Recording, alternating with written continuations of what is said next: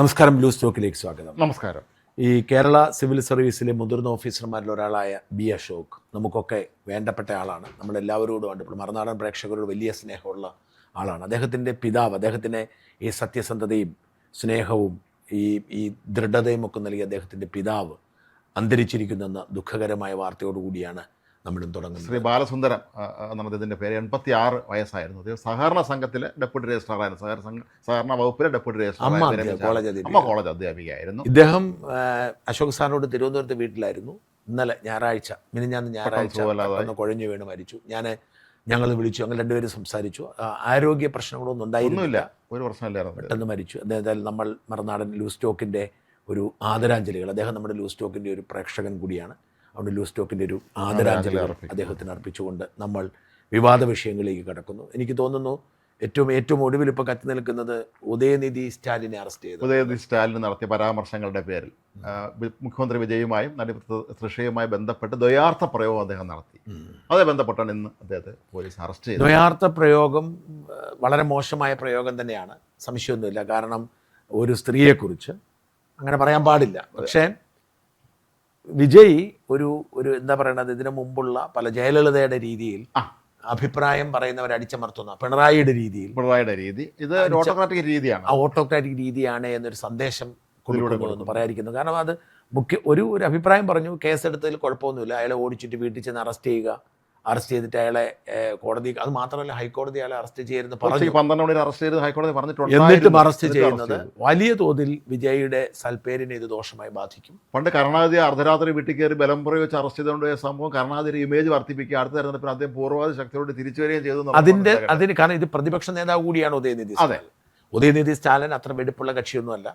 അതെ, പ്രത്യേകിച്ച് അദ്ദേഹം സനാതന ധർമ്മത്തെ നിരന്തരമായ വളരെ മോശമായ ഭാഷയിൽ അദ്ദേഹം വിമർശിക്കുന്നുണ്ട്. അതുകൊണ്ട് അദ്ദേഹം വിമർശിക്കപ്പെടേണ്ട ആളാണ്. പക്ഷെ അദ്ദേഹത്തിനെ ഓടിപ്പോയി ഒളിയം പെയ്ത് അറസ്റ്റ് ചെയ്ത് വിട്ടയക്കുക എന്ന് പറയുന്ന ഒരു ഇപ്പോൾ പോലീസ് കോടതി പറഞ്ഞേക്കുന്നത് കുഴപ്പമില്ല, ഞങ്ങൾക്ക് പക്ഷെ എന്തിനാണ് നാടകം എന്ന് മാത്രമല്ല. ഇതോടുകൂടി ഈ DMK സംഘം എല്ലാം കൂടി ഒരുമിച്ച് ചേരുന്നു, അവരെല്ലാം കൂടെ പിന്നാലെ പോകുന്നു. വല്ലാത്തൊരു അബദ്ധം എന്ന് മാത്രം തന്നെ പറയുന്നത്. എപ്പോഴും എതിരാളികളെ നശിപ്പിക്കാൻ ശ്രമിക്കുകയാണെങ്കിൽ അവർ ശക്തരാകും. അത് നമ്മൾ തന്നെ ഒരു ഉദാഹരണം. ഒരിക്കൽ മോദിയാണ് ഏറ്റവും വലിയ ഉദാഹരണം. മോദിയെ ഓരോ തവണയും മോശക്കാരെന്ന് വിളിക്കുമ്പോൾ അതും പൂർവ്വശക്തിയോട് ഒരു വ്യക്തിയെ ഇല്ലാത്ത കാര്യങ്ങൾ പറഞ്ഞാൽ അവൻ ചെയ്ത കുറ്റത്തിന് ശിക്ഷിക്കാം, തെറ്റൊന്നുമില്ല. പക്ഷെ ചെയ്യാത്ത കുറ്റത്തിനോ അല്ലെ ചെയ്ത കുറ്റത്തിനോ അവൻ അർഹിക്കുന്നതിൽ കൂടുതൽ ശിക്ഷയോ കൊടുത്താൽ സ്വാഭാവികമായും ഈ ഒരു എംപതി, എന്താ പറയുക, സമൂഹത്തിൻ്റെ ഒരു എംപതി ഈ പറയുന്ന വ്യക്തിയോടുണ്ടാവും. അല്ല, ഈ പകപോക്കൽ എന്നാണ് ഒരിക്കലും രാഷ്ട്രീയത്തിൽ ഒരു മര്യാദയുള്ള കാര്യം. രാഷ്ട്രീയ മര്യാദയല്ല അത്, അതൊരിക്കലും നമ്മൾ ചെയ്യാൻ പാടില്ലാത്ത തന്നെ. വലിയ മാറ്റങ്ങൾ, വിപ്ലവങ്ങൾ വരുത്തിക്കൊണ്ട് തമിഴ്നാട്ടിന് മാത്രമല്ല രാജ്യത്തിന് പ്രതീക്ഷയെ വളർന്നു വരുന്ന വിജയ് ചെയ്ത ആദ്യത്തെ ഗുരുതരമായ കുറ്റകൃത്യമായി ഇത് മാറും. മാത്രമല്ല ഇന്ന് രാവിലെ ഞങ്ങളൊരു വീഡിയോ ചെയ്തിട്ടുണ്ടായിരുന്നു, അത് നമ്മുടെ ഫോക്കസ് ഔട്ടില്ല. അതിൽ പറഞ്ഞത് വിജയ് മന്ത്രിസഭ പുനഃസംഘടിപ്പിക്കാൻ പോവുകയാണ് ഉടൻ തന്നെ. 2 മാസമല്ലേ ആയുള്ളൂ, എന്നാലും പുനഃസംഘടിപ്പിക്കുകയാണ്. ഇതിൽ ഒരു മന്ത്രി, അദ്ദേഹം ഒരു പോക്സോ കേസിൽ പെട്ടിട്ടുണ്ട്, കോൺഗ്രസ്സുകാരൻ പോക്സോ കേസിൽ പെട്ടു. വേറൊരാള് ലഹരി ഉപയോഗിച്ചു. അതൊക്കെ നല്ല കാര്യം, അടിയന്തരം അവരെ മാറ്റാൻ തീരുമാനിച്ചിരിക്കുകയാണ്. നല്ല കാര്യം. അതിന്റെ തൊട്ട് പിന്നാലെയാണ് ഈ ഒരു കാര്യം വരുന്നത്. പിന്നെ ഇത് എന്നോട് ഇന്നൊരാൾ പറഞ്ഞ മാതിരി, നമ്മളിന്ന് ഡെസ്കിൽ എന്ന് പറഞ്ഞ് കേട്ട ഒരു തമാശയുണ്ട്. തൃഷ പറഞ്ഞാൽ നീ ആണാന്ന് പറഞ്ഞ് നടക്കാതെ പോയി പിടിക്കണമെന്ന് പറഞ്ഞു കാണും. പിന്നെ എന്നാ ചെയ്യാൻ പറ്റും? പിടിച്ചേക്കാതെ വെച്ച് കാണും.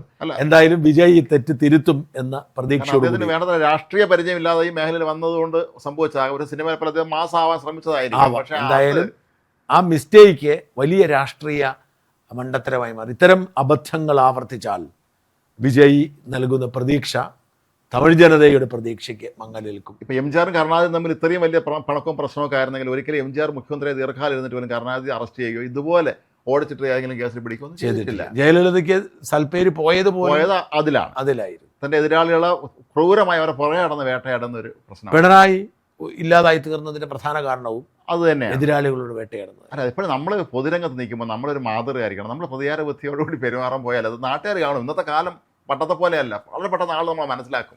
ഇത് പറഞ്ഞുകൊണ്ട് തന്നെ നമ്മൾ അടുത്തൊരു വിവാദത്തിലേക്ക് കടക്കുകയാണ്. ആ മറ്റു വിവാദമൊന്നുമല്ല, CP ജോൺ സ്ത്രീകളെ അധിക്ഷേപിച്ചിരിക്കുന്ന തരത്തിലൊരു വലിയ പ്രചരണം രംഗത്ത്. എന്താണ് CP ജോൺ? സത്യം പറഞ്ഞാൽ എനിക്ക് ഭയങ്കര വിഷമം തോന്നി. കാരണം CP ജോണിനെ പോലെ ഒരാൾ അങ്ങനെ പറയുമ്പോഴേ, അദ്ദേഹം പറഞ്ഞത് സൗജന്യ യാത്ര പ്രിയദർശിനി ഉണ്ടല്ലോ, സ്ത്രീകൾ ഇടിച്ചു കയറുകയാണ്, അവിടത്തേക്ക് ഇടിച്ചു കയറുന്നു. സൗജന്യം പറ്റാൻ കയറുന്നു. ഇതാ ഇവർ തന്നെ എന്നിട്ട് ഇവരെ സ്വന്തം മക്കളെ കൊണ്ടുവന്ന് പൈസ കൊടുക്കുന്ന വലിയ കൂടിയ സ്കൂളിൽ ഫീൽഡ് ഫീസ് കൊടുത്ത് പഠിപ്പിക്കുന്നു.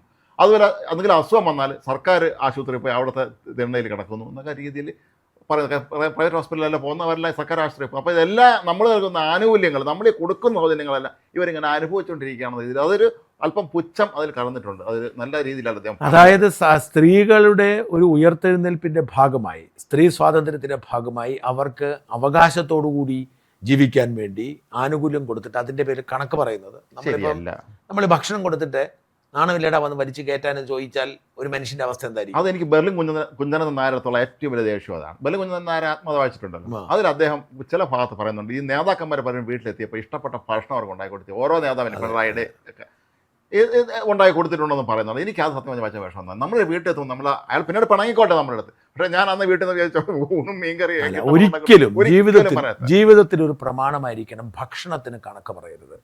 ഇപ്പം ഞാൻ എൻ്റെ ജീവിതത്തിൽ എടുത്തിരിക്കുന്ന ഒരു പോളിസി, നമ്മൾ എതിലെല്ലാം പോയാലും നമ്മുടെ കൂടെ ഉണ്ടാവുന്ന സുഹൃത്തുക്കൾ, നമ്മൾ ആരൊക്കെ നമ്മുടെ കൂടെ ഉണ്ടാവുന്നു, നമ്മൾ വണ്ടി ഓടിക്കുന്ന ഡ്രൈവറായിരിക്കും, അല്ലെ നമ്മുടെ ഒരു സംഘമാണെങ്കിൽ നമ്മളെല്ലാം ഒരുമിച്ച് ഒരിടത്ത് ഒരേ ഭക്ഷണം കഴിക്കണം. ഇതാണ് എൻ്റെ പോളിസി.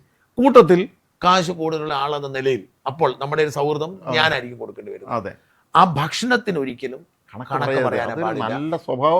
അതുപോലെ തന്നെ പ്രധാനപ്പെട്ട ഒരു ജീവിതത്തിൽ പോളിസി കൂടിയുണ്ട് കേട്ടോ. അപ്പം നമ്മൾ രണ്ടുപേരുമായി തമ്മിൽ സൗഹൃദത്തിലാണെന്ന് കരുതുക. സൗഹൃദത്തിലായിരിക്കുമ്പോൾ നമ്മൾ പല രഹസ്യങ്ങളും അങ്ങോട്ടും ഇങ്ങോട്ടും പറയും, പല കുസൃതികളും പരസ്പരം സഹകരിച്ച് ചെയ്യും. പക്ഷേ പിണങ്ങിയാലിത് പറയാൻ പാടില്ല. അത് മഹാമോശമാണത്. ഞാനിപ്പം കേരളത്തിലെ ഒരു നേതാവ്, ഞാനോട് വളരെ അടുപ്പുണ്ടായിരുന്ന ഒരു നേതാവ്, ആ നേതാവ് എന്ന ആ പാർട്ടിയിലെ വലിയ നേതാവാണ്. ആ പാർട്ടിയിലെ തന്നെ മറ്റ് ചില അതിനേക്കാൾ വലിയ നേതാക്കൾക്കെതിരെ എന്നോട് നിരന്തരം പറയായിരുന്നു. അപ്പോൾ ചില കോളുകളൊക്കെ ഇപ്പം ഞാൻ ഓട്ടോമാറ്റിക് റെക്കോർഡിംഗ് നിർത്തി. ഈ ഓട്ടോമാറ്റിക് റെക്കോർഡിംഗ് ഉള്ള കാലത്ത് ചില കോളുകളൊക്കെ റെക്കോർഡായി പോയിട്ടുണ്ട്. അതെ. പിന്നീട് ഞാൻ ഇത് റെക്കോർഡാണെന്ന് അറിയുമ്പോൾ നമ്മൾ പിന്നെ അയ്യോ ഞാനത് ഡിലീറ്റ് ചെയ്യും. കാരണം എന്താണെന്ന് അറിയാമോ, അഥവാ എൻ്റെ അക്കൗണ്ട് ഹാക്കായി പോവുകയോ ചെയ്താൽ നന്നാക്കാൻ കൊടുത്താൽ അവർക്ക് പോലെ പോകണമെങ്കിൽ ആകാമല്ലോ. അപ്പം ഞാൻ പിന്നെ നന്നാക്കാനൊന്നും കൊടുക്കത്തില്ല. എൻ്റെ ഫോൺ കേടായി അത്രേ ഉള്ളൂ, കൊടുക്കത്തില്ല. അപ്പം ഈ നേതാവ് എന്നോട് പിന്നെ പിണങ്ങാണ്. പക്ഷേ എനിക്ക് വേണമെങ്കിൽ ഈ ഓഡിയോ ക്ലിപ്പുകൾ പുറത്തുവിടാം. ഞാൻ ഒരിക്കലും ചെയ്യത്തില്ല. കാരണം എന്താണെന്ന് വെച്ചാൽ അത് അൺഎത്തിക്കലായിട്ടുള്ളൊരു കാര്യമാണ്. അൺഎത്തിക്കലാണ്. അത് എനിക്ക് തോന്നുന്നു കെ കരുണാകരനെതിരെ ഒരിക്കൽ ആരോ ഇങ്ങനെ പറഞ്ഞു, കെ കരുണാകരൻ പറഞ്ഞു അവിടെ ഞാൻ പറയില്ല, എനിക്ക് ഒരുപാട് കാര്യങ്ങൾ പറയാനോട് ഞാൻ പറയില്ല എന്ന് പറഞ്ഞു. ഇല്ല, എനിക്ക് പിണറായി വിജയനോട് തോന്നിയ ഏറ്റവും വലിയ ഇഷ്ടം എന്താണെന്ന് അറിയാം, പിണറായി വിജയൻ അൻവറിനെ കുറിച്ച് പറഞ്ഞൊരു കാര്യമുണ്ട്. ഈ പൊതുപ്രവർത്തകൻ വേറൊരാളുടെ ഫോൺ റെക്കോർഡ് ചെയ്തിട്ട് പുറത്തു വിടുന്നത്ര അശ്ലീലമായ പരിപാടിയൊന്നുമില്ല. അൻവറിന് അത് ചെയ്യുന്ന ആളാണ്, അതുകൊണ്ട് വിട്ടാക്കാൻ അതൊരു ഭയങ്കര ക്വാളിറ്റി ഉള്ള ഒരു സാധനമാണ്. നമ്മൾ എങ്ങനെ വിശ്വസിക്കും മനുഷ്യനെ? നമ്മൾ എങ്ങനെ ആളെ പരസ്പരം വിശ്വസിക്കും? ഇപ്പം പലപ്പോഴും ഇപ്പം സിനിമയിലൊക്കെ തന്നെ കാണില്ല, വഴക്ക് വരുമ്പോൾ ഫോൺ ചെയ്ത് റെക്കോർഡ് എടുത്ത് പുറത്തിടുകയാണ്. അപ്പോൾ അതുകൊണ്ട് ഈ സി പി ജോൺ അങ്ങനെ പറയരുതായിരുന്നു, അദ്ദേഹം അങ്ങനെ പറയരുത്. ഇനി ഞാനൊരു കാര്യം കൂടെ പറയാം. ഈ മന്ത്രിസഭയിൽ ഞാൻ മന്ത്രിസഭ ചുമതലയേറ്റ് ഏറെ വൈകാതെ എത്തിയൊരു നിഗമനമുണ്ട്. ആ നിഗമനം ഒരുപക്ഷെ മന്ത്രിസഭയിൽ ഏറ്റവും ദോഷം പേരുണ്ടാക്കാൻ പോകുന്ന 2 മന്ത്രിമാരിൽ ഒരാൾ, രണ്ടാമത്തെ ആളുടെ പേര് ഞാൻ പറയുന്നില്ല, 2 മന്ത്രിമാരിൽ സി പി ജോൺ ആയിരിക്കും തന്നെയാണ്. കാരണം ഒരുപാട് പ്രതീക്ഷ ജോണിനെ കുറിച്ച് എല്ലാവർക്കും ഉണ്ടായിരുന്നു. പക്ഷേ മന്ത്രിയായ ജോണും മന്ത്രിയാവുന്നതിന് മുമ്പുള്ള ജോണും 2ആണ്. എന്നോട് നമുക്ക് ജോണിനോട് വലിയ അടുപ്പവും വാത്സല്യവും ഉണ്ട് അല്ലേ? ഇവിടെ എല്ലാവർക്കും മാധ്യമപ്രവർത്തകരോടൊക്കെ ജോണിന്റെ പത്രസമ്മേളനം ആരും ഗവനിക്കത്തില്ലായിരുന്നു. കാരണം ജോണിന്റെ പാർട്ടിക്ക് അത്രയും പ്രാധാന്യം UDF ഉണ്ടായിരുന്നെന്നല്ലാതെ ജോണിന് പ്രാധാന്യം ഉണ്ടായിരുന്നു. അപ്പം ഈ ജോണ്, ഈ പ്രതിപക്ഷത്തായിരുന്ന ജോൺ, കഴിഞ്ഞ ദീർഘകാലം പ്രതിപക്ഷത്തായിരുന്നു, 4 പതിറ്റാണ്ട് പ്രതിപക്ഷത്തായിരുന്ന ജോൺ, ജീവിതത്തിൽ ആദ്യമാണ് ഇപ്പോൾ ജനപ്രതിയാവുന്നത്. നമ്മൾ 4 പതിറ്റാണ്ടായിരുന്ന ജോണിനെ ജോണ് മാധ്യമപ്രവർത്തകരോട് നമ്മളോടൊക്കെ കാണിച്ചിരുന്നൊരു വാത്സല്യമുണ്ട്. അത് മന്ത്രിയായപ്പോൾ മാറി. ജോണിന് ചെറിയ കാര്യങ്ങൾ പോലും സഹിക്കാൻ പറ്റുന്നില്ല. ജോണിൻ്റെ ഞാൻ ഈ മന്ത്രിമാരിൽ നോക്കി നിൽക്കുമ്പോൾ സ്വഭാവം മാറിയെന്ന് കേട്ടത് ജോണിൻ്റേതാണ്. ഞാനുമായിട്ട് വളരെ അടുപ്പമായിരുന്നു. ഞാൻ മറുനാടൻ മലയാളിയുടെ ഉദ്ഘാടനം 2008 മസ്കർ ഹോട്ടലിൽ വെച്ച് നടക്കുമ്പോൾ, എത്ര വർഷം മുമ്പാണ്, 18 വർഷം മുമ്പാണ് മസ്കർ ഹോട്ടലിൽ. അതിലൊരു അതിഥിയായിരുന്നു ജോൺ. തോമസ് ഐസക്കായിരുന്നു മന്ത്രി, വന്നില്ല. ശശി തരൂരാണ് ഉദ്ഘാടനം ചെയ്തത്. അന്ന് സക്കറിയ, NB ഹാഫിസ് മുഹമ്മദ്, ഇങ്ങനെ ധാരാളം പേരുണ്ടായിരുന്നു. പക്ഷെ അതിൽ ജോൺ ഒരു അതിഥിയായിരുന്നു. ജോണ് മന്ത്രിയായതിനു ശേഷം ജോണിൻ്റെ സ്വഭാവത്തിൽ വലിയ മാറ്റം വന്നിരുന്നത് ഞാൻ മാത്രമല്ല പറയുന്നത്. ഞാൻ മനോരമയിലെ ഒരു മുതിർന്ന റിപ്പോർട്ടറല്ല, മുതിർന്ന ഒരു എഡിറ്ററുമായിട്ട് സംസാരിച്ചപ്പോൾ അദ്ദേഹം എന്നോട് പറഞ്ഞു ജോണിൻ്റെ സ്വഭാവം അടിപൊളി മാറിയിരിക്കുന്നു എന്ന് പറഞ്ഞു. അപ്പം അതിൻ്റെയൊക്കെ തുടർച്ചയാവാം. എനിക്കറിയില്ല, ഒരുപക്ഷെ മറ്റൊരു മന്ത്രിക്കില്ലാത്ത മാറ്റം ജോണിന് കസേരയിരുന്നതിന് ശേഷം ഉണ്ടായിട്ടുണ്ട്. അതൊരു കമ്മ്യൂണിസ്റ്റുകാരുടെ, എനിക്ക് തോന്നുന്നത് അടിസ്ഥാനപരമായ ഒരു കമ്മ്യൂണിസ്റ്റുകാരനാണല്ലോ. അതെ, ബേസിക് ആ കമ്മ്യൂണിസ്റ്റുകാരൻ്റെ ഒരു ബേസിക് ഇൻസ്റ്റിങ്ക്റ്റിന്റെ ഭാഗമാണോ ഈ ക്യാരക്ടർ മാറ്റം അറിയില്ല. പക്ഷേ അത് എനിക്ക് വലിയ അത്ഭുതം തോന്നുന്നുണ്ട്. കാരണം ഒരു കാലത്ത് ഒരു CPM അദ്ദേഹം തുടർന്നിരുന്നു എങ്കിൽ പാർട്ടി സംസ്ഥാന സെക്രട്ടറിയോ അന്നേ 10 വർഷങ്ങൾക്ക് മന്ത്രിയോ മുഖ്യമന്ത്രിയൊക്കെ ആവാൻ എല്ലാ അർഹത ഉണ്ടാകുന്ന. പക്ഷെ എന്തായാലും ജോൺ ഒരുപാട് മാറ്റങ്ങൾ ജോണിന്റെ സ്വഭാവത്തിലുണ്ട്. ജോൺ അത് അറിഞ്ഞ് തിരുത്തിയാൽ CP നമ്മൾ പ്രതീക്ഷിച്ചില്ല. അതാണ് CP ജോൺ അത് അറിഞ്ഞ് തിരുത്തിയാൽ അദ്ദേഹത്തിന് നല്ലത്. വലിയ തോതിൽ വിമർശനം വരുന്നിട്ടുണ്ട്. എല്ലാ വനിതാ നേതാക്കളും പ്രസ്ഥാനക്കാരും എല്ലാവരും അദ്ദേഹത്തിനെതിരെ രംഗത്തെത്തിയിട്ടുണ്ട് ഇങ്ങനെ പറയുമ്പോഴേ. ഇത്തരത്തിൽ അടുത്ത നമ്മൾ സ്വാഭാവികം ചർച്ച ചെയ്യേണ്ട വിവാദം എന്നെ അതിശയിപ്പിച്ചത് ഈ കോഫി എന്താണ് ബൈമിയ കോഫി. ഈ ബൈമിയ കോഫി എന്നുള്ള പ്രയോഗം പോലും അറിയാതാണ് കാപ്പിക്കട ഉദ്ഘാടനം നടക്കുന്നത്. അറിയാമോ? എല്ലാവരും സോഷ്യൽ മീഡിയയിൽ ഇപ്പോൾ പറയാണ് അയാൾ കാപ്പിക്കട ഉദ്ഘാടനം ഞാൻ പോയിരിക്കുകയാണ് അവിടെ. ആലോചിച്ച് നോക്കി. പ്രേക്ഷകർ തിരിച്ചറിയേണ്ട ഒരു കാര്യം, ഇത് ഞാനൊരു വീഡിയോ എന്നതിനെ കുറിച്ച് ചെയ്തിരുന്നു. ബൈമിയ കോഫി എന്ന് പറയുന്ന ഒരു പ്രസ്ഥാനം, ഒരു സ്റ്റാർട്ടപ്പ് കോഴിക്കോടും തുടങ്ങുന്നു. രണ്ടുപേരെ ജിജോയും ജോസഫും സഹോദരങ്ങളാണ്. ഇവർ തുടങ്ങിയ ഒരു പ്രസ്ഥാനം. ഈ പ്രസ്ഥാനം ഇന്ന് ലോകത്തെ ഏറ്റവും വലിയ 30 സബ്സ്ക്രൈബേഴ്സ് ഉള്ള ഒരു വലിയ സോഷ്യൽ മീഡിയ പ്ലാറ്റ്ഫോമാണ്. ഈ സോഷ്യൽ മീഡിയ പ്ലാറ്റ്ഫോം അമേരിക്കയിലെ സാൻ ഫ്രാൻസിസ്കോയിലെ സിലിക്കൺ വാലിയിലാണ് ഇത് രജിസ്റ്റർ ചെയ്തിരിക്കുന്നത്. സാൻ ഫ്രാൻസിസ്കോയിലാണ്, സിലിക്കൺ വാലിയാണ് അത് തന്നെയാണോ എന്ന് എനിക്കറിയില്ല. അപ്പോൾ അവിടെ രജിസ്റ്റർ ചെയ്തിരിക്കുന്ന ലക്ഷക്കണക്കിന് ഉപഭോക്താക്കളുള്ള 400 കോടിയോളം രൂപയുടെ വാർഷിക വിറ്റുവരവുകൾ, ഇന്ത്യൻ രൂപ 400 വാർഷിക വലിയ പ്രസ്ഥാനമാണ്. ശരി, നമുക്ക് അഭിമാനിക്കാം. മലയാളികളാണ് പ്രസ്ഥാനം നടത്തുന്നതെന്ന് പറഞ്ഞ് നമുക്ക് അഭിമാനിക്കാം. ആ പ്രസ്ഥാനത്തിന്റെ ഒരു ഈ ബാക്ക് ഓഫീസിന്റെ ഉദ്ഘാടനത്തിന് പോയതാണ്. അതിന്റെ ബൈമിയ കോഫി എന്ന് പേരായതുകൊണ്ട് ഈ ബൈമിയ കോഫി എന്ന് പറഞ്ഞാൽ എന്നാന്ന് മനസ്സിലാവാത്ത നമ്മുടെ അരുണൊക്കെ ഡോക്ടർ അരുൺകുമാർ നേരെ പറയാണ് കാപ്പിക്കട ഉദ്ഘാടനം ചെയ്യാൻ പോകുന്നത്. ആലോചിച്ച് നോക്കണം. ഈ തിരക്കിനിടയിൽ കാപ്പിക്കട ഉദ്ഘാടനം ചെയ്യാൻ സമയം. ഇത്തരത്തിൽ നമ്മുടെ പ്രധാന വിഷയത്തിലേക്ക് ഈ ബൈമിയ കോഫിയിലൂടെ തന്നെ നമ്മൾ കടക്കേണ്ടതുണ്ട്. യഥാർത്ഥത്തിൽ വളരെ അതിൻ്റെ ഒരു കഥ മനസ്സിലാക്കുക. ഇതൊരു സോഫ്റ്റ്വെയർ ആണ്. ഈ സോഫ്റ്റ്വെയർ കമ്പനി സോഷ്യൽ മീഡിയ പോലെ തന്നെ ഒരു സോഷ്യൽ മീഡിയ പ്ലാറ്റ്ഫോമാണ്. ആളുകൾക്ക് സൗജന്യമായി ഡൗൺലോഡ് ചെയ്യാം. ഡൗൺലോഡ് ചെയ്ത് അക്കൗണ്ട് തുറക്കാം. ഈ അക്കൗണ്ടിൽ ഫാൻസ്, ഇപ്പോൾ മറുനാടൻ മലയാളിക്ക് ഇഷ്ടപ്പെടുന്ന ഒരാളുണ്ടെങ്കിൽ, നമ്മളെ ഇഷ്ടപ്പെടുന്നുണ്ടെങ്കിൽ, നമുക്കൊരു പേജ് ഉണ്ടെങ്കിൽ ആ പേജിലേക്ക് അവർക്ക് ഓപ്പൺ ചെയ്തിട്ട് അവർക്ക് സംഭാവന തരാം, ഡൊണേറ്റ് ചെയ്യാം. അതായത് ഇപ്പം ഞാൻ പറഞ്ഞത് ഇപ്പം എൻ്റെ ഒരു അനുഭവം ഞാൻ പറയാം. ഞാൻ ബ്രിട്ടീഷ് മലയാളി തുടങ്ങിയ കാലഘട്ടം ഒരുപാട് കാലം മുമ്പാണ്, 2007 ബ്രിട്ടീഷ് മലയാളം തുടങ്ങിയ കാലത്ത് UK മലയാളികൾക്ക് ഏക ആശ്വാസം ഇതായിരുന്നു. അന്ന് ഈ മലയാളികൾക്ക് പരസ്പരം കമ്മ്യൂണിക്കേറ്റ് സമയത്ത്, ഇന്നിപ്പോൾ എല്ലാ സോഷ്യൽ മീഡിയ ആയി, ഇൻസ്റ്റ ആയി, ഈ ബ്രിട്ടീഷ് മലയാളം തുടങ്ങുന്ന കാലത്ത് പരസ്പരം ബന്ധപ്പെടാൻ പോലും ആളുകൾക്ക് പറ്റാതിരിക്കുമ്പോൾ അവിടുത്തെ നിയമമാറ്റങ്ങളെക്കുറിച്ചുള്ള എല്ലാ വിവരങ്ങളും നമ്മൾ അപ്ഡേറ്റ് ചെയ്ത് കൊടുക്കുക. അവിടെ സോളിസിറ്ററോട് ചോദിക്കാമെന്നൊരു പങ്ക്തിയുണ്ട്. നാട്ടുകാർക്ക് എന്തെങ്കിലും സംശയം ഉണ്ടെങ്കിൽ നമ്മൾ ഒരു വക്കീലിനോട് ചോദിക്കും, വക്കീൽ ഉത്തരം പറയും. അങ്ങനെ ഇത് ഭയങ്കര ഹിറ്റാണ്. ഈ സമയത്ത് ബെൽഫാസ്റ്റിൽ നിന്ന് ഒരു വായനക്കാരൻ, അദ്ദേഹത്തിൻ്റെ ഷാജി ലൂക്കോസ് എന്ന് പറയും, അദ്ദേഹം ഒരു കത്തയക്കുകയാണ്, ഇമെയിൽ അയക്കുകയാണ്. ഞാൻ കുറേ കാലം കഴിഞ്ഞിട്ടാണ്, ഞാൻ കഴിഞ്ഞ ഒരു 2 വർഷമായി ഈ ബ്രിട്ടീഷ് മലയാളം എല്ലാ ദിവസവും വായിക്കും. അപ്പം എനിക്ക് ഒരുപാട് ഗുണങ്ങൾ, ഇവിടെ എങ്ങനെ ജീവിക്കണമെന്നും എങ്ങനെയാണ് എല്ലാ സംവിധാനങ്ങളും അറിഞ്ഞതും ജോലി തപ്പ് നടക്കുക എല്ലാം എനിക്കുണ്ട്. പക്ഷേ എനിക്ക് 1 രൂപ പോലും നിങ്ങൾക്ക് തരാത്തതിൽ വിഷമമുണ്ട്. അതുകൊണ്ട് എനിക്കൊരു സബ്സ്ക്രിപ്ഷൻ തരാൻ താല്പര്യമുണ്ടോയെന്ന് എനിക്കൊരു കത്തയച്ചു. ഞങ്ങൾ പിന്നെ അദ്ദേഹം ചെയ്തെന്താണെന്ന് വെച്ചാൽ, അദ്ദേഹത്തെ ഞങ്ങൾ പിന്നെ നമ്മൾ ചാരിറ്റി തുടങ്ങിയപ്പോൾ അതിലേക്ക് കൊണ്ടുവന്നു. ഇപ്പം നമ്മുടെ ചാരിറ്റി മുഴുവൻ നോക്കുന്ന നമ്മുടെ ഏറ്റവും അടുത്ത സുഹൃത്തായ ഷാജി ലൂക്കോസായി മാറി അദ്ദേഹം. അപ്പോൾ അദ്ദേഹമായിട്ട് പരിചയമാണ്. അപ്പം അങ്ങനെ ഇപ്പം മറുനാടൻ നമുക്ക് കേസുണ്ടായപ്പോൾ നമുക്ക് പണം തരാൻ ഒരുപാട് പേരുണ്ട്.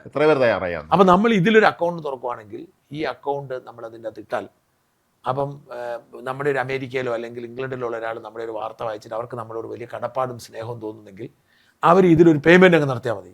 അപ്പോൾ അവരതൊരു നിശ്ചിത തുക കമ്മീഷൻ എടുക്കും. ബാക്കി കാശ് നമ്മുടെ ഇതിൻ്റെ അക്കൗണ്ടിലേക്ക് വരും, നമുക്കത് കിട്ടും. ഇങ്ങനെ ആയിരക്കണക്കിന് ലക്ഷക്കണക്കിന് മനുഷ്യർക്ക് സാമ്പത്തികം ഉണ്ടാക്കി കൊടുക്കുന്ന പ്രസ്ഥാനമാണ്. അത് വലിയ ലോകത്തെ ഏറ്റവും വലിയ ഇൻവെസ്റ്റേഴ്സാണ് അതിൽ ഇൻവെസ്റ്റ് ചെയ്യുന്നത്.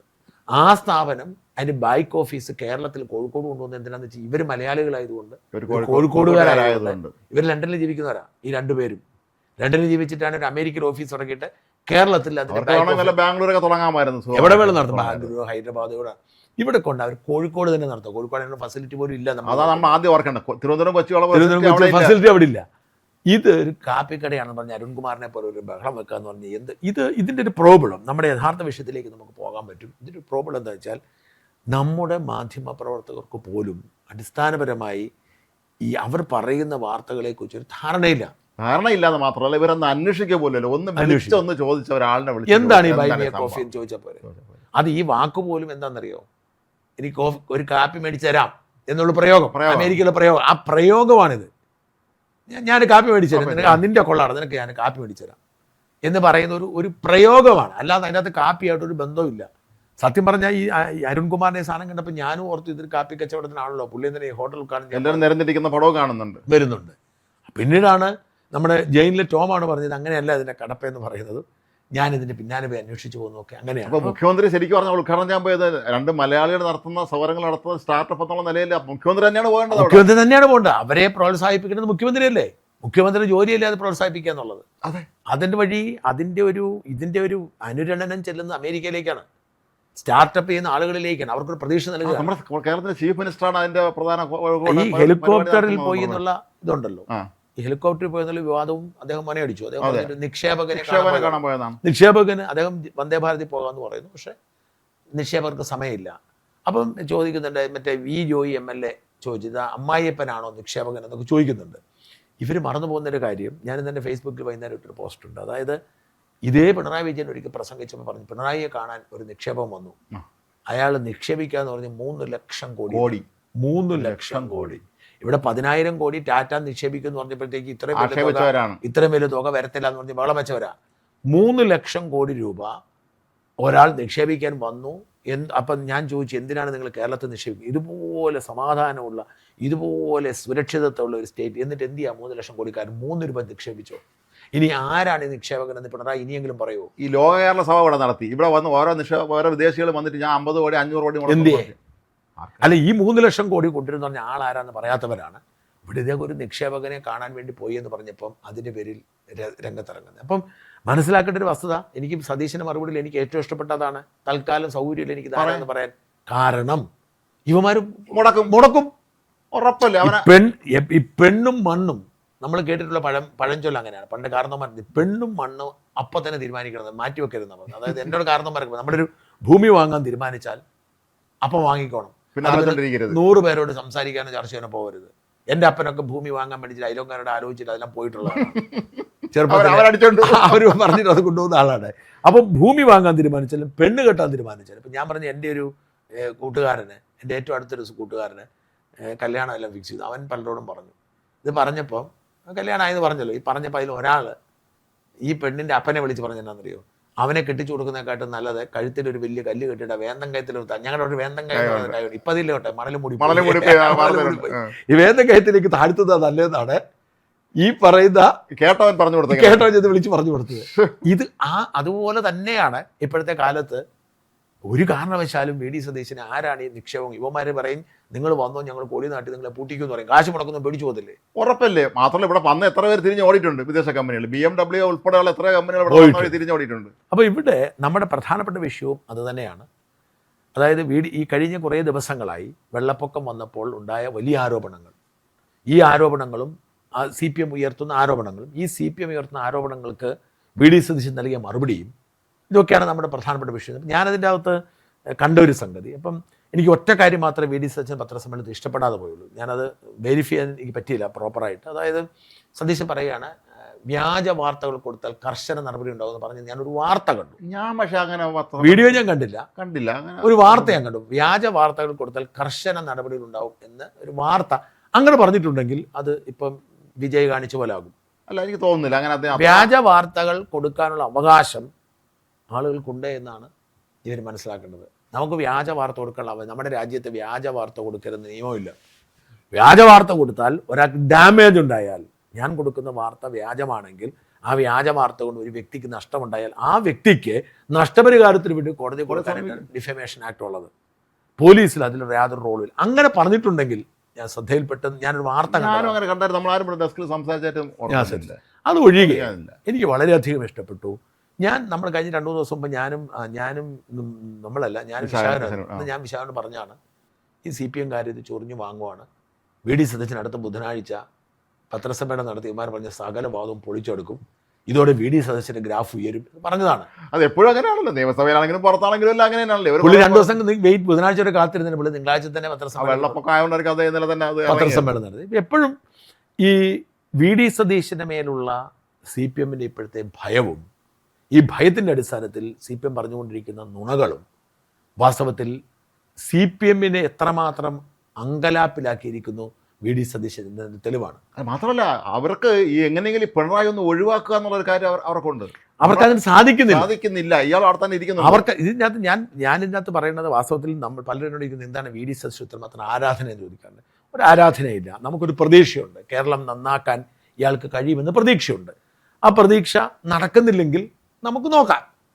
പക്ഷേ ഈ മനുഷ്യന്റെ പിന്നാലെ നിങ്ങൾ മുണ്ടും മുറുക്കി കുത്തി വടിയെടുത്തുകൊണ്ട് ചെല്ലുകയാണ്. എനിക്കതിനകത്ത് ആകെ ഒരു ആശങ്കയുള്ളത് ഇപ്പം ഈ മുഖ്യമന്ത്രി പത്രസമ്മേളനമുണ്ട്. ഈ പത്രസമ്മേളനത്തിൽ കുറേ പേര് വന്നിട്ട് ഈ ഭയങ്കരമായിട്ട് അദ്ദേഹത്തെ അങ്ങ് ടെൻഷൻ കയറ്റുന്ന തരത്തിൽ ചോദ്യങ്ങൾ ചോദിക്കുക. അല്ല, അദ്ദേഹം വളരെ അപ്പോൾ പറയുന്നുണ്ട്, മതി നിർത്തി, ഇനി ഞാൻ ബാക്കിയുള്ളടത്ത് പറയാമെന്ന് പറയുന്നുണ്ട്. ഈ കഴിഞ്ഞ മുഖ്യമന്ത്രി പത്രസമ്മേളനം നടത്തുമായിരുന്നു. അല്ല, പത്രസമ്മേളനം നടത്തത്തില്ല. മന്ത്രിസഭ പത്രസമ്മേളനം നടത്തത്തില്ല. ഇനി അദ്ദേഹം ഈ ദുരന്തമുള്ളപ്പോൾ മാത്രം പത്രസമ്മേളനം നടത്തുള്ളൂ. അപ്പൊ അദ്ദേഹം 55 മിനിറ്റ് നേരം അദ്ദേഹം വാദം ഓടിക്കും. അദ്ദേഹം ഇങ്ങനെ പറഞ്ഞുകൊണ്ടിരിക്കുകയാണ്. എന്നിട്ട് അവസാനത്തെ 4 മിനിറ്റാണ് ചോദ്യം ചോദിക്കും. 4 മിനിറ്റിൽ ചോദിക്കുന്ന അനുകൂലിക്കുന്ന ആളുകൾ മാത്രം. എൻ്റെ ഒരു സുഹൃത്ത് അപ്പോൾ അത് കാണുമ്പോൾ പറയും, ഈ ഇലക്ഷൻ കമ്മീഷൻ തെരഞ്ഞെടുപ്പ് തീയതി പ്രഖ്യാപിക്കാൻ അവർ അപ്പം നമ്മളിങ്ങനെ നോക്കും. മനുഷ്യൻ ഇവിടെ ഫ്ലാഷ് കൊടുക്കുന്ന സമയത്ത് എല്ലാവരും നോക്കിക്കൊണ്ടിരിക്കുകയാണ് എവിടെയാണെന്നുള്ളത്. അവർ 3/4 മണിക്കൂർ അവർ പറയുന്നത് എന്തൊക്കെയോ പറഞ്ഞു. ആ സമയം ഇന്നലെ ഇദ്ദേഹം വെള്ളപ്പൊക്കത്തെ കുറിച്ച് പറഞ്ഞത് കേട്ടായിരുന്നു. ഞാൻ ആ പത്രസമ്മേളനത്തിൽ ആദ്യത്തെ ഭാഗം കണ്ട് ത്രില്ലടിച്ചു പോയി. വെള്ളപ്പൊക്കവുമായി ബന്ധപ്പെട്ട് മുഖ്യമന്ത്രി നൽകിയ വിശദീകരണങ്ങൾ, അദ്ദേഹത്തിന് എല്ലാ കാര്യങ്ങളും അറിയാം. എവിടെ എന്തെല്ലാം സംഭവിക്കുന്നുണ്ട്, 5 മണിക്ക് ഞാൻ അറിയുന്നു, എവിടെ എന്തെല്ലാം സംഭവിക്കുന്നുണ്ട്, കേന്ദ്രം എന്ത് ചെയ്യുന്നു, സംസ്ഥാനം എന്ത് ചെയ്യുന്നു, ഇതിന്റെ സാങ്കേതിക പ്രശ്നം എന്താണ്, ഇതിന് എങ്ങനെയാണ് പരിഹാരം. ഇവർക്ക് ആർക്കും ഇതിനെക്കുറിച്ച് അറിയത്തില്ലാത്ത ഒറ്റയൊരുത്തരും ചോദിച്ചില്ല. ഇതിനെക്കുറിച്ച് ചോദിക്കാനുള്ള അവസരം കൊടുത്തു. പക്ഷേ ഈ പറയുന്ന വി ഡി സതീശൻ എന്ന മുഖ്യമന്ത്രി പറയുന്ന കാര്യങ്ങളെ മനസ്സിലാകാത്ത പത്രക്കാർ ചോദിച്ചേയില്ല. അവർ ചോദിച്ചത് മുഴുവൻ ഈ കുത്തിത്തിരിപ്പ് ചോദ്യങ്ങളാണ്. 2 കുത്തിത്തിരിപ്പ് കിട്ടിയിട്ടുണ്ടല്ലോ. ഒന്ന് ഹെലികോപ്റ്റർ കയറി പോയി, 2 ഭക്ഷണം കഴിച്ചു. ഹെലികോപ്റ്റർ ഭക്ഷണം, പിന്നെ മറ്റേ കാപ്പിക്കട ഉദ്ഘാടനം, സ്വർണ്ണക്കട ഉദ്ഘാടനം. അപ്പോൾ ഇത്തരം ചോദ്യങ്ങളിലൂടെ വി ഡി സതീശനെ വീഴ്ത്താം എന്ന് ധരിക്കുന്നിടത്താണ്, ഇതാണ് നമ്മുടെ പ്രധാനപ്പെട്ട പോയിന്റ്, CPM-ന്റെ വീഴ്ച. നിങ്ങളൊരു കാര്യം മനസ്സിലാക്കുക, വാസ്തവത്തിൽ യാതൊരു വിഷയവും നിങ്ങൾക്ക് സർക്കാരിനെതിരെ ഉയർത്താൻ കഴിയാത്തത് കൊണ്ടാണ് നിങ്ങൾ ഈ കുത്തിത്തിരിപ്പായിട്ട് രംഗത്ത് നിങ്ങൾ സോഷ്യൽ മീഡിയയിലൂടെ സൃഷ്ടിച്ചുകൊണ്ട് വരുന്ന ഇതെല്ലാം വാസ്തവത്തിൽ സതീശന് ഗുണകരവും ഈ CPM-ന് ദോഷമായി മാറും. പിണറായി വൈറ്റ് വാഷ് ചെയ്യാൻ വേണ്ടിയാണോ, ബ്ലാക്ക് ഔട്ട് ചെയ്യാൻ വേണ്ടിയാണോ ഈ പരിപാടി ചെയ്യുന്നത് ഇപ്പോഴും നമുക്ക് നിശ്ചയില്ല. അല്ലാതെ വളരെ കൃത്യമായൊരു ഒരു നിരീക്ഷണമാണ്. പക്ഷെ ഒരു കാര്യം മനസ്സിലാക്കേണ്ടതെന്ന് വെച്ചാൽ, ഈ കഴിഞ്ഞ 10 കൊല്ലം ഈ നാട്ടിൽ നടന്ന സകല തിന്മകളുടെയും ഉത്തരവാദി പിണറായിയാണ്. ആ തിന്മകൾ സഹികെടുന്ന തരത്തിലേക്ക് വളർന്നപ്പോഴാണ് ജനങ്ങൾ അദ്ദേഹത്തെ കൂവി ഓടിച്ച് വീട്ടിലിരുന്നത്. അദ്ദേഹം മാത്രം അത് അംഗീകരിച്ചില്ല, റിപ്പോർട്ടർ ചാനലും അംഗീകരിച്ചില്ല, അദ്ദേഹം അംഗീകരിച്ചില്ല. അവരൊക്കെ മൂന്നാമതൊരു ഭരണം വരും എന്ന് കരുതി കാത്തിരുന്നു. പക്ഷെ വന്നില്ല. എന്നിട്ട് ഇയാളെ തന്നെ പിടിച്ച് ഈ പ്രതിപക്ഷ നേതാവിന്റെ കസേരയിൽ ഇരുന്നപ്പോൾ തന്നെ ഈ ഇടതുപക്ഷത്തിന് UDF-നെ മറിച്ചിടാനുള്ള, അല്ലെങ്കിൽ അവരെ തളർത്താനുള്ള അവരുടെ പ്രധാനപ്പെട്ട ആയുധമില്ലാതായി. ഇവിടെയാണ് നമ്മൾ VS അച്യുതാനന്ദനെ കുറിച്ച് മനസ്സിലാക്കേണ്ടത്. VS അച്യുതാനന്ദൻ നമ്മുടെ പ്രതിപക്ഷ നേതാവായിരിക്കുന്ന സമയത്ത് ഒരു സാധാരണക്കാരന് ഒരു ആവശ്യം വന്നാലുണ്ടല്ലോ, എന്തിനു പോകാൻ വഴി VS-നെ കണ്ടാൽ മതി. VS-നെ കണ്ടാൽ VS-ന് പരിഹാരം ഉണ്ടാക്കും. അതായത് സർക്കാരിനെ കാണുന്നതിനേക്കാൾ ഒരു പ്രശ്ന പരിഹാരത്തിന് നല്ലത് പ്രതിപക്ഷ നേതാവിനെ കാണുന്നതാണ്. അത് പരിഹാരം കണ്ടിരിക്കും, അത് കാണാതെ പിന്മാറില്ല. അത്തരത്തിലുള്ള ഒരു കാലത്ത് എന്താണ് ഈ നാട്ടിൽ നടക്കുന്നത് എന്നതിനെ കുറിച്ച് ഒരു ധാരണയില്ല. വല്ലവനെ എഴുതി കൊടുത്താൽ മാത്രം പറയുന്ന ഇയാൾ വന്നിരുന്നുണ്ട് രാവിലെയും വൈകുന്നേരം കാട്ടിക്കൂട്ടുന്ന കോപ്രായങ്ങളും വിക്രിയകളും വാസ്തവത്തിൽ CPM-ന്റെ അവസാനത്തെ പേരും, ഞാൻ വളരെ കൃത്യമായി പറയുന്നു, അവസാനത്തെ മുഖ്യമന്ത്രി ആയിരിക്കും, ഇടതുപക്ഷത്തിന്റെ അവസാനത്തെ മുഖ്യമന്ത്രി ആയിരിക്കും പിണറായി എന്ന് ഉറപ്പാക്കാനാണ്. അതായത് ഞാൻ ചത്തു കഴിഞ്ഞാൽ പിന്നെ ഒരുത്തിനും ആവരുത്, ഇനി ഇതോടെ തീർന്നു വരും. ഈ കസേര വന്നിരുന്നുണ്ട് ഇത്തരം വിവരക്കേടുകൾ വിളിച്ചു പറയുമോ? ഈ സൈബർ കീടങ്ങൾ അവര് എന്താണോ പിണറായിക്ക് വേണ്ടി ഇപ്പൊ ചെയ്തുകൊണ്ടിരിക്കുന്നത്, ആ ചെയ്തുകൊണ്ടിരിക്കുന്നതൊക്കെ അവർ ഈ പാർട്ടി ഇല്ലാതാക്കാൻ വേണ്ടി ഉപയോഗിക്കുക. ഉറപ്പാണത്. അത് പിന്നെ ED റെയ്ഡിൻ്റെ അന്ന് നടത്തിയ ആക്രമണം തൊട്ട് ഇവർ സോഷ്യൽ മീഡിയ നടത്തുന്ന ഈ പരാക്രമങ്ങളെല്ലാം തന്നെ പാർട്ടി ഇല്ലാതാക്കാനും ഒരു പരിധിയിൽ പിണറായി. ഒന്ന്, നമ്മളിപ്പോൾ ഇപ്പോഴത്തെ ആക്രമണത്തിൻ്റെ കാര്യങ്ങൾക്ക് നിങ്ങൾ പറയുന്നു, ഇവർ പറയുന്നു ഇപ്പം വലിയ ദുരന്തം നമ്മുടെ നാട്ടിലുണ്ടായി, വെള്ളപ്പൊക്കം ഉണ്ടായി, ഈ സമയത്ത് അങ്ങനെ ചെയ്ത് തെറ്റായിപ്പോയി, ഈ സമയത്ത് ഇങ്ങനെ ചെയ്ത്. ഒന്ന്, ഈ ദുരന്തത്തെ കൈകാര്യം ചെയ്യുന്നതിൽ വി ഡി സതീശനും മുഖ്യമന്ത്രിക്കും സർക്കാരിനും എന്ത് പാളിച്ച പറ്റിയെന്ന് ഇവർക്ക് ആർക്കും പറയാൻ പറ്റുന്നില്ല. പോയില്ല എന്ന് മാത്രമാണ് പറയുന്നത്. എന്ത് പാളിച്ച പറ്റി? അതായത് വലിയ മഴയുണ്ടായി. വളരെ കൃത്യമായിട്ട് കാര്യം പറയട്ടെ, ഞാൻ അനുഭവസ്ഥനാണ്. പ്രിയപ്പെട്ട പ്രേക്ഷകർ തിരിച്ചറിയേണ്ടത്, ഞാൻ വെള്ളിയാഴ്ച വൈകുന്നേരം നാട്ടിൽ കഴിഞ്ഞ വെള്ളിയാഴ്ച വൈകുന്നേരം ഞാൻ നാട്ടിൽ പോകുന്നു. എൻ്റെ കാരണം എന്താണെന്ന് വെച്ചാൽ, എൻ്റെ അപ്പൻ ആശുപത്രിയിലാണ്. അപ്പോൾ പിന്നെ പെട്ടെന്ന് എൻ്റെ കുടുംബ ചേട്ടൻ, അച്ഛൻ, പൂനെന്ന് അച്ഛനും എല്ലാവരും വരുന്നുണ്ട്. അപ്പോൾ എല്ലാവരും ഞങ്ങളെല്ലാവരും കൂടി, അപ്പൻ അവിടെ ആയതുകൊണ്ട് ഞങ്ങളെല്ലാം കൂടി വെള്ളിയാഴ്ച രാത്രി പോവാണ്. ഈ വെള്ളിയാഴ്ച രാത്രി പോയ ഞാൻ രാത്രി കാണുന്ന കാഴ്ച എന്ന് പറഞ്ഞാൽ, ചെല്ലുന്നതിന് മുമ്പേ മഴ തുടങ്ങിയതാണ്. ഇവിടുന്ന് വിട്ടപ്പോഴേ മഴ തുടങ്ങിയത്. അത് ഈ കൊല്ലം ജില്ല കഴിഞ്ഞപ്പോഴേ മഴ തുടങ്ങിയതാണ്. വെള്ളിയാഴ്ച മഴ തോർന്നിട്ടേയില്ല. ശനിയാഴ്ച രാവിലെ ആയപ്പോഴത്തേക്കും പമ്പയോറെല്ലാം കൂടെ കര കവിഞ്ഞൊഴുകി. ഞാൻ അവിടെ പോയി വീഡിയോ എടുത്തു. അതെ, കര കവിഞ്ഞൊഴുകി അവിടെ എല്ലാം വെള്ളത്തിലായി. ആന്നെല്ലാം വെള്ളത്തിലായി. ഇതേ ശനിയാഴ്ച എൻ്റെ അപ്പന്, അന്ന് അപ്പൻ ആശുപത്രിയിലല്ല, വീട്ടിലുണ്ട്, വയ്യാഴിയുണ്ട്. അപ്പന് പെട്ടെന്ന് ശരീരം വിറയ്ക്കുവാണ്, കിട്ടുകിടോന്ന് വിറയ്ക്കുവാണ്. അപ്പന് കഴിഞ്ഞ ദിവസം ആശുപത്രിയിലായിട്ട് തിരിച്ചു വന്നപ്പം തീരെ വയ്യാതെ, പ്രായം പിന്നെ വയ്യ, 2 കണ്ണിൻ്റെയും കാഴ്ച പോയി. നാളുകൾ കൊണ്ട് മറ്റേ ഇവിടെ നാളെ വന്ന എന്നെ പിടിച്ചോണ്ട് പോയ സമയത്തേക്ക് തിരുവനന്തപുരത്തുണ്ടായിരുന്ന നാളുകൾ കൊണ്ട്. അത് പറ്റിപ്പോയെന്നാന്ന് വെച്ച് കഴിഞ്ഞാൽ ഒരു വായിക്കുമായിരുന്നു, 24 മണിക്കൂറും വായിക്കുമായിരുന്നു. പേജ് എപ്പോഴും വായിച്ചുകൊണ്ടിരിക്കുക, രാത്രിയും പകലും വായിക്കുമായിരുന്നു. അപ്പന് ചെവി കേൾക്കത്തില്ല പണ്ട് മുതൽ. അപ്പോൾ അപ്പൻ എന്ത് ചെയ്തെന്ന് വെച്ചാൽ ഈ വായിച്ച് കണ്ണിന് കാഴ്ച പോയി. അപ്പം വായിച്ച കുറവായത് കാരണം പോയി ഒരു ശസ്ത്രക്രിയ നടത്താൻ തരുമ്പോൾ തിമിരമാണെന്ന് പറഞ്ഞ് ആശുപത്രിക്കാർ ശസ്ത്രക്രിയ, ശരിക്കും തിമിരമായിരുന്നില്ല, ഉള്ള കാഴ്ച അങ്ങ് പോയി. അപ്പം കണ്ണും കാണത്തില്ല, ചെവിയും കേൾക്കത്തില്ലാത്തൊരു മനുഷ്യൻ്റെ അവസ്ഥ ആലോചിച്ചു. ഇതാണ് എൻ്റെ അപ്പൻ്റെ അവസ്ഥ. ഈ അവസ്ഥയിൽ ആരും തിരിച്ചറിയത്തില്ല. അപ്പൻ്റെ വിചാരം അപ്പനെ വേറെ എവിടെ കൊണ്ടിട്ടിരിക്കുകയെന്നില്ല. കാരണം നമ്മളപ്പനെ നോക്കുന്നുണ്ടെങ്കിൽ അപ്പൻ്റെ വിചാരം വീട്ടിലാന്ന് പോലും അറിയില്ല. അപ്പൊ ഇടയ്ക്ക് ആശുപത്രി പോകും. ഈ ആശുപത്രി പോയിട്ട് തിരിച്ചു വന്നപ്പോഴാണ് ഞങ്ങൾ ഓടി ചെല്ലുന്നത്. അപ്പം ഈ രാവിലെ പിടിപെടാമെന്ന് വിറയ്ക്കുവാണ്. നമുക്ക് പ്രഷറാണ് അപ്പനുള്ള പ്രശ്നം. അതുകൊണ്ട് നമ്മൾ പ്രഷറൊക്കെ ചെക്ക് ചെയ്ത് പ്രഷർ കേൾക്കാൻ പറ്റുന്നില്ല. ഞാൻ പെട്ടെന്ന്, ഞാനും എൻ്റെ വൈഫും ഉണ്ട്. ഈ വൈഫ് ഇരുന്നു, അമാരും വരാൻ കാത്തിരുന്നില്ല. ഞാൻ വണ്ടിയെ കയറി. ഞാൻ ഈ മഴയത്ത് പോയപ്പോൾ ഞാൻ ആലോചിക്കുന്നത്, ഞാൻ സ്പീഡിലാണ് പോയത്. ആശുപത്രിയിലേക്ക് കാഞ്ഞിരപ്പള്ളി മേരിക്യൂൻ ഹോസ്പിറ്റലിലേക്ക് കൊണ്ടുപോകുന്നത്. 2 പ്രാവശ്യം എൻ്റെ വണ്ടി സ്കിഡ് ചെയ്തു. കാരണം ഈ വലിയ വണ്ടിയായിട്ട് വെള്ളം ഇങ്ങനെ ഒഴുകല്ലേ, വെള്ളം ഇങ്ങനെ ഒഴുകിക്കൊണ്ടിരിക്കുമല്ലേ. അപ്പം നമ്മളൊരു മിനിമം സ്പീഡിൽ പോകാൻ പാടുള്ളൂ. ഞാൻ അതിവേഗതയിലാണ് പോകുന്നത്. കാരണം ഞാൻ ഈ മറ്റേ എമർജൻസി ഇത് വിട്ടിട്ട് ആംബുലൻസ് പോകുന്നത് ഞാൻ പോകുന്നത്. 2 തവണ സ്കിഡ് ചെയ്ത് വണ്ടി. വലിയ വണ്ടി ആയതുകൊണ്ട് മറിയാതിരുന്നത്. അപ്പോൾ ആശുപത്രി കിട്ടിയപ്പോൾ ഷുഗർ 30 താഴെ ആയതായിരുന്നു. വണ്ടിയെല്ലാം ഛർദ്ദിച്ച്. അപ്പോൾ ഞാൻ പറഞ്ഞ ഈ മഴ നേരിട്ട് അനുഭവിച്ചു. ആ മഴ ഞാൻ ഇന്നലെ രാത്രി പുറപ്പെടുന്നത് വരെ തീർന്നിട്ടില്ല. ഇടയ്ക്ക് നിൽക്കും, പിന്നെ തിരുവനന്തപുരം പോലല്ല, തിരുവനന്തപുരം. അപ്പൊ ഈ ഭാഗങ്ങളിലെല്ലാം മണ്ണിടിച്ചിലും, ഞാൻ പറഞ്ഞല്ലോ അവിടെ ഈ ശബരിമലയ്ക്ക് പറയാം, നിലയ്ക്കലിനെ പറയാം, അട്ടത്തോടെന്ന് പറയുന്ന ഒരു ആദിവാസി കോളനി ഉണ്ട്. അവിടെ മണ്ണിടിച്ചിലുണ്ടായി. ആദിവാസികളെ മാറ്റി പാർപ്പിച്ച് ഞാൻ കൊണ്ടുപോയി അവർക്ക് വേണ്ട സാധനങ്ങളൊക്കെ വാങ്ങിക്കൊടുത്തു. അപ്പം ഈ ഇത്രയും വലിയ സംഭവങ്ങൾ ഉണ്ടാകുമ്പോൾ ഇത് കൃത്യമായി മാനേജ് ചെയ്യാൻ ഈ സർക്കാരിന് കഴിഞ്ഞു. മാത്രമല്ല പുതിയ MLA-മാർക്കെല്ലാം അവരെ കഴിവ് തെളിയിക്കാനും അവസരം കിട്ടി. അബിൻ വർക്കിയും പടവളം മധു. ഞാൻ ഇന്നലെ തിരിച്ചു വരുന്നത് ഈ റാന്നി വെള്ളമായത് കാരണം ഞാൻ അവിടുന്ന് അത്തിക്കയം വന്ന് വടശ്ശേരിക്കര വഴിയാണ് വരുന്നത്. അപ്പോൾ വടശ്ശേരിക്കര കടന്നു കഴിയുമ്പോൾ വഴിയിൽ നമ്മുടെ മധു ഉണ്ട്. അവിടെ വീട്ടിൽ സന്ദർശിച്ചു. അപ്പം ഞങ്ങൾ കെട്ടിപ്പിടിച്ച് വർത്താനൊക്കെ പറഞ്ഞിട്ടാണ് പോകുന്നത്. ഞങ്ങൾ ഇങ്ങനെ എല്ലാ ജനപ്രതിനിധികളും രംഗത്തുണ്ട്, എല്ലാ മനുഷ്യരും രംഗത്ത്, സർക്കാർ ഉദ്യോഗസ്ഥന്മാർ നന്നായിട്ട് ഉണർന്ന് പ്രവർത്തിച്ചോ, എല്ലാം പെർഫെക്റ്റ് ആണ്, ആർക്കും പരാതിയില്ല. ഈ വെള്ളപ്പൊക്കം 2018 വലിയ ദുരന്തമായി മാറേണ്ടതായിരുന്നു. പിണറായി ഭരിച്ചിരുന്നത്. മാത്രമല്ല എനിക്ക് തോന്നുന്നു വിഷ്ണുനാഥ് മന്ത്രിയോ അവിടെ ഉണ്ട്. അപ്പൊ ഒരു വീഴ്ചയും ഒരിടത്തും പറ്റിയിട്ടില്ല. ഒരു ദുരിതാശ്വാസ ക്യാമ്പിനെ കുറിച്ച് പരാതിയില്ല. ആകെപ്പാടെ ഒരു ബിജിലിമോൻ ഉണ്ടാക്കിയ പ്രശ്നം മാത്രമേ ഉള്ളൂ, വേറെ പ്രശ്നമൊന്നുമില്ല. അപ്പം ഈ എല്ലാം ചെയ്തു. പക്ഷെ അവരെപ്പോഴും പറയുന്നു ഇദ്ദേഹം ഭക്ഷണം കഴിക്കാൻ പാടില്ലായിരുന്നു. മുഖ്യമന്ത്രിക്ക് ഒരുപാട് ജോലികളുണ്ട്, നേരത്തെ ഫിക്സ് ചെയ്തിരിക്കുന്ന പരിപാടികൾ, അത് ചെയ്യാൻ പോകുന്നില്ല. എന്താ തെറ്റ്? ഇവിടെ CPM-കാർ മറക്കരുതാത്തൊരു കാര്യം, നിങ്ങൾ ഈ നോൺ ഇഷ്യൂസിൻ്റെ അടുത്ത് ഇഷ്യൂസ്, മുഖ്യമന്ത്രി പോയി ഇവിടെ എല്ലാ സിസ്റ്റവും വർക്ക് ചെയ്യുന്നുണ്ടെങ്കിൽ, ഇവിടെ കംപ്ലീറ്റ് സംവിധാനം കൊണ്ട് ഇവിടെ ദുരിതാശ്വാസ ക്യാമ്പുകൾക്ക് പ്രശ്നമില്ല, അവിടേക്കുള്ള സാധനങ്ങൾക്ക് പ്രശ്നമില്ല. മാത്രം ഉദ്യോഗസ്ഥ എന്നെ അവിടെ വിളിച്ച് ഫോറസ്റ്റ് ഡിപ്പാർട്ട്മെൻറ്റിനാണ് വിളിച്ചത്. നമ്മൾ വനംവകുപ്പിന് നിരന്തരം വാർത്ത കൊടുക്കും. ഫോറസ്റ്റ് ഡിപ്പാർട്ട്മെന്റ് വിളിച്ച് എന്നോട് പറഞ്ഞു ഇങ്ങനെ ഈ ക്യാമ്പിലേക്ക് ആളുകളെ മാറ്റിയിട്ടുണ്ട്, അവർക്ക് ഫുഡൊക്കെ വരുന്നുണ്ട്, കുറച്ചുകൂടി. ഞാൻ പറഞ്ഞു എനിക്ക് എന്തേരം വേണമെന്ന് ചോദിച്ചാൽ അവർ എന്നോട് പറഞ്ഞൊരു 10,000 രൂപയുടെ സാധനങ്ങൾ, അരി, അവർ ലിസ്റ്റ് വന്നു. ആ ലിസ്റ്റ് വാങ്ങി നമ്മൾ ഓണം മേടിച്ചുകൊണ്ട് കൊടുത്തു. അങ്ങനെ പറഞ്ഞാൽ കൊടുക്കുന്നത്. എന്നോട് വിളിച്ചു ഞാൻ ചെയ്തു. അപ്പം ഞാൻ ചോദിച്ചപ്പോൾ ആ ഫോറസ്റ്റ് ഡിപ്പാർട്ട്മെന്റ് ഓഫീസർ എന്നോട് പറഞ്ഞത് നമുക്ക് തീരും, അടുത്ത ആൾ ചോദിക്കാം, അപ്പം തരുമെന്ന് പറഞ്ഞു. അത്രേ ഉള്ളൂ. അത്ര എളുപ്പമാണ് ഈ കാര്യങ്ങൾ നടത്തിച്ച. അല്ല അങ്ങനെയല്ലേ പറയൂട്ടോ. ഞാൻ ചോദിച്ചോട്ടെ, ഒരു പ്രധാനപ്പെട്ട കാര്യം, ഈ പിണറായി സംഘം കഴിഞ്ഞ വെള്ളപ്പൊക്കം കഴിഞ്ഞിട്ട് നെതർലൻഡ്സിൽ പോയിരുന്നല്ലോ, റൂം ഫോർ റിവർ എന്ന് പറഞ്ഞുകൊണ്ട് ഒരു സംഗതി പഠിക്കും, കേരളത്തിൽ വെള്ളപ്പൊക്കം തടയാൻ വേണ്ടി. എന്നിട്ട് എന്തുണ്ടായിരുന്നു? അല്ല രാജ്മോഹൻ, ഇതിൻ്റെ യഥാർത്ഥ വിഷയം എന്താണ്? 2018 വെള്ളപ്പൊക്കം കഴിഞ്ഞ് 8 വർഷമാവുന്നതാണ്. 8 വർഷത്തിനിടയിൽ എന്തുകൊണ്ട് വെള്ളപ്പൊക്കം ഉണ്ടായി, എന്തുകൊണ്ട് ചിലയിടത്ത് മഴ കൂടുതൽ പെയ്തു, എന്തുകൊണ്ട് ചിലയിടത്ത് വെള്ളം കയറി, എന്തുകൊണ്ട് ചില പുഴകൾ നിറഞ്ഞു, എന്തുകൊണ്ട് ചില ടൗണുകൾ നിറഞ്ഞു, ഇത് പഠിക്കണം. നമുക്ക് എന്താണ് പ്രശ്നം ഉണ്ടായെന്ന് മനസ്സിലാക്കാൻ ഇത് ആദ്യം പഠിക്കണം. അതെ, അത് പഠിച്ചിട്ട് അതിന് പരിഹാരം ഉണ്ടാക്കണം. അത് ഞാൻ ഇന്നൊരു ലേഖനം വായിച്ചപ്പോൾ ഞെട്ടിപ്പോയി. നമ്മുടെ വേമ്പനാട്ട് കായലിൻ്റെ കഥയാണ് പറഞ്ഞത്. വേമ്പനാട്ട് കായലിൽ 15% മാത്രം വെള്ളം സ്വീകരിക്കും. 85% ചെളിയും പ്ലാസ്റ്റിക് മാലിന്യങ്ങളാണ്. 15% വേമ്പനാട്ടിൽ വെള്ളം എടുക്കുന്നുള്ളൂ. ബാക്കി മുഴുവൻ പോയി, നഷ്ടപ്പെട്ടു പോയി. അപ്പം ആ വേമ്പനാട്ട് കായൽ ക്ലീൻ ചെയ്തെടുത്താൽ തന്നെ ഈ കുട്ടനാടിന്റെ പ്രശ്നം തീരും.